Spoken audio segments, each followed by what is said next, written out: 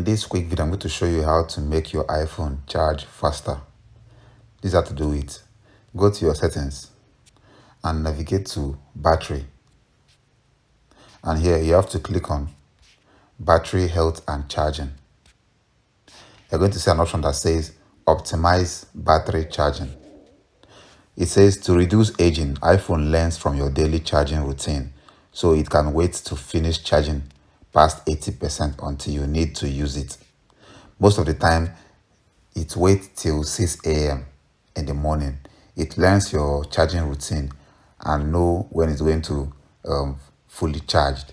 But if you're in a hurry and you want to top up your battery really quick, you don't need these settings. What you have to do is to turn the settings off, and you're going to notice that your battery will charge really fast. But I don't recommend you turn it off completely, because it can make your battery health go down faster. What you have to do is to click on it and turn off until tomorrow. That's what you have to do. So do this when you want to top up your battery really quick. By tomorrow, it will turn on by itself. So that's how you charge your iPhone battery faster. That's all for this video. See you guys in the next one.